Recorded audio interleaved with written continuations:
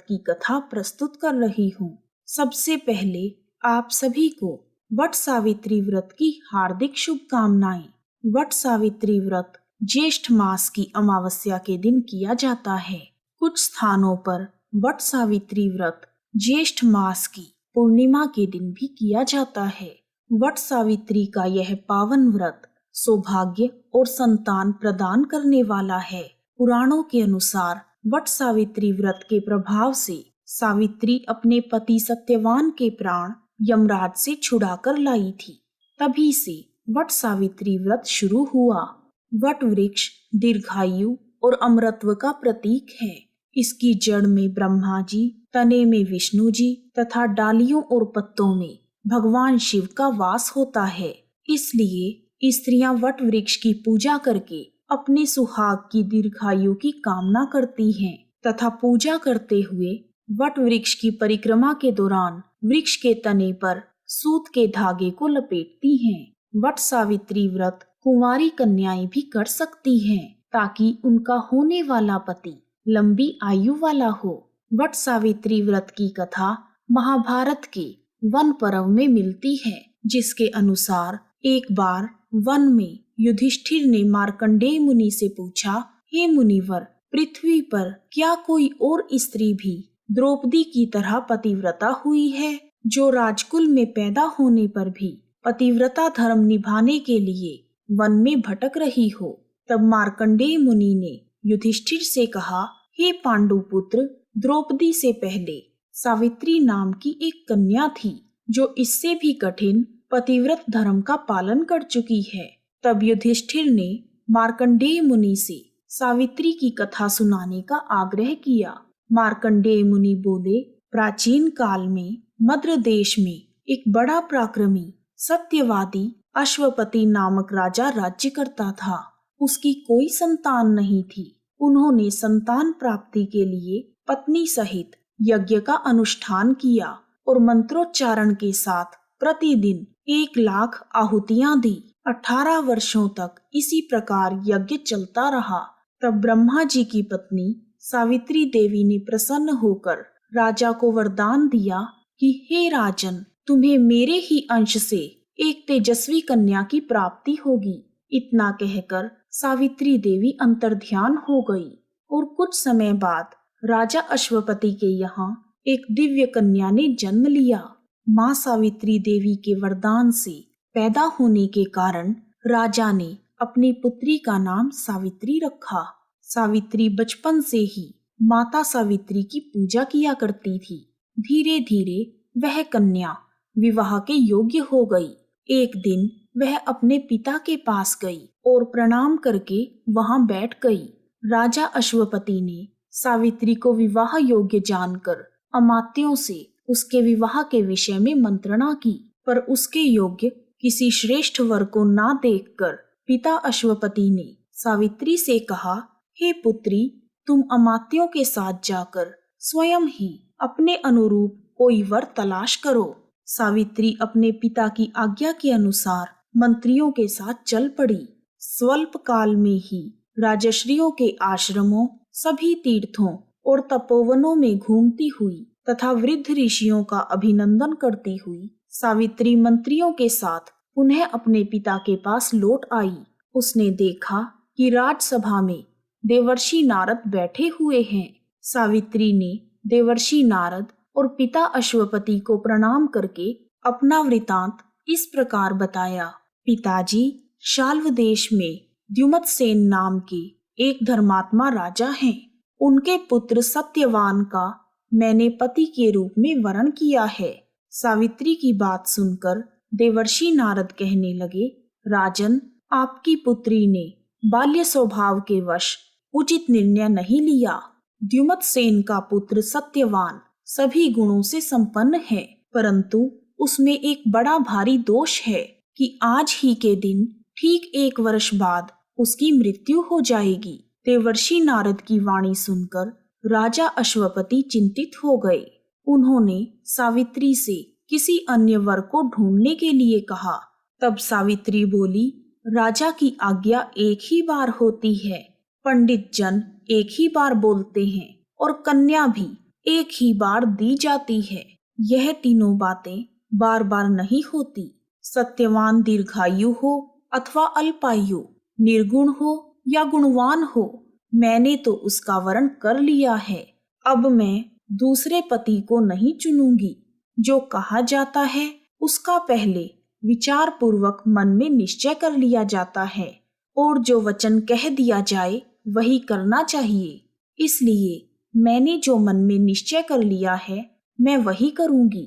सावित्री के ऐसे निश्चय युक्त वचन सुनकर नारद जी ने कहा, राजन, आपकी कन्या की यही इच्छा है तो इस कार्य में शीघ्रता करनी चाहिए, ताकि आपका यह दान कर्म निर्विघ्न संपन्न हो जाए। इस तरह कहकर नारद मुनि स्वर्गलोक को चले गए, और राजा अश्वपति ने भी शुभ मुहूर्त में सावित्री का सत्यवान के साथ विवाह कर दिया। सावित्री भी मनवांछित पति पाकर अत्यंत प्रसन्न हुई। दोनों अपने आश्रम में सुखपूर्वक रहने लगे। परंतु नारद मुनि की वाणी सावित्री के हृदय में खटकती रही। उसने पहले ही नारद जी से यह जान लिया था कि कृष्ण पक्ष की द्वादशी से चौथे दिन सत्यवान की मृत्यु होगी। जब 1 वर्ष पूरा होने को आया तब सावित्री ने विचार किया कि अब मेरे पति की मृत्यु का समय समीप आ गया है। यह सोचकर सावित्री ने ज्येष्ठ मास के कृष्ण पक्ष की द्वादशी से 3 रात्रि का व्रत ग्रहण कर लिया, और वह देवी सावित्री का जप, ध्यान तथा पूजन करती रही। सावित्री ने अपने व्रत के अनुसार 3 दिन नियम से व्यतीत किए। चौथे दिन देवताओं तथा पितरों को संतुष्ट करके उसने अपने सास और ससुर के चरणों में प्रणाम किया। सत्यवान वन से लकड़ी लाया करता था। उस दिन भी वह लकड़ी लाने के लिए जाने लगा। सावित्री भी उसके साथ जाने को तैयार हो गई। इस पर सत्यवान ने कहा, अगर तुम जाना चाहती हो तो माता पिता से पूछ लो। वह अपने सास ससुर से पूछने गई। पहले तो उन्होंने मना कर दिया, परंतु सावित्री के बार बार आग्रह करने पर उन्होंने जाने की आज्ञा दे दी। दोनों एक साथ वन में चले गए। सत्यवान ने पेड़ पर चढ़कर लकड़ियां काटनी शुरू कर दी। जैसे ही सत्यवान ने लकड़ियां काटकर बोझ को बांध लिया, उसी समय उसका सर चकराने लगा। उसने सावित्री से कहा, प्रिये, मेरे सिर में बहुत दर्द है, इसलिए मैं थोड़ी देर विश्राम करना चाहता हूँ। सावित्री समझ गई कि उसके पति के प्राण संकट में हैं, और वह अपने पति के सिर को अपनी गोद में लेकर बैठ गई। इतने में ही यमराज वहां पर आ गए। सावित्री ने उन्हें देखकर प्रणाम किया और कहा, हे प्रभु, आप देवता, दैत्य, गंधर्व आदि में से कौन हैं? मेरे पास क्यों आए हैं? सावित्री की बात सुनकर धर्मराज ने कहा, हे देवी, मैं सभी लोगों का नियमन करने वाला हूँ। मेरा नाम यमराज है। तुम्हारे पति की आयु समाप्त हो गई है, परंतु तुम पतिव्रता हो, इसलिए मेरे दूत इसे लेकर ना जा सके। अतः तुम्हारे पति के प्राण हरने मैं स्वयं यहाँ आया हूँ। इतना कहकर यमराज ने सत्यवान के शरीर से अंगूठे के आकार के पुरुष को खींच लिया और उसे लेकर अपने लोक को चल पड़े। सावित्री भी उनके पीछे पीछे चलने लगी। बहुत दूर जाकर यमराज ने सावित्री से कहा, हे पतिव्रते, अब तुम लौट जाओ। इस मार्ग में इतनी दूर कोई नहीं आ सकता। तब सावित्री बोली, महाराज, पति के साथ आते हुए ना तो मुझे कोई ग्लानि हो रही है और ना ही कुछ श्रम हो रहा है। मैं सुख पूर्वक चली आ रही हूँ। जिस प्रकार सज्जनों की गति संत है, वर्णाश्रमों का आधार वेद है, शिष्यों का आधार गुरु और सभी प्राणियों का आश्रय स्थान पृथ्वी है, उसी प्रकार स्त्रियों का एकमात्र आश्रय स्थान उसका पति है, अन्य कोई नहीं। इस प्रकार सावित्री के धर्म और अर्थ युक्त वचनों को सुनकर यमराज प्रसन्न होकर कहने लगे, हे भामिनी, मैं तुमसे बहुत संतुष्ट हूँ। तुम अपना इच्छित वर मुझसे मांग लो। तब सावित्री ने कहा, मेरे सास ससुर वनवासी और अंधे हैं, आप उन्हें दिव्य ज्योति प्रदान करें। यमराज ने कहा, तथास्तु। ऐसा ही होगा, जाओ अब लौट जाओ। लेकिन सावित्री अपने पति सत्यवान के पीछे पीछे चलती रही। तब यमराज बोले, देवी तुम वापस जाओ। सावित्री बोली, भगवन मुझे अपने पति देव के पीछे पीछे चलने में कोई परेशानी नहीं है। पति के पीछे चलना मेरा कर्तव्य है।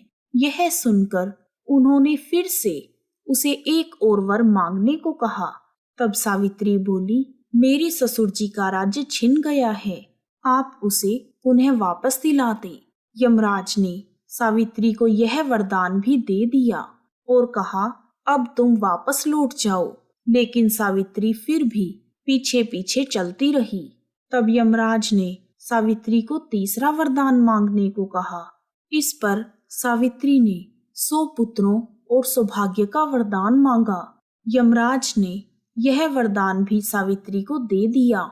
तब सावित्री ने यमराज से कहा, हे प्रभु, मैं एक पतिव्रता पत्नी हूँ और आपने मुझे पुत्रवती होने का आशीर्वाद दिया है। बिना पति के पुत्र कैसे होगा?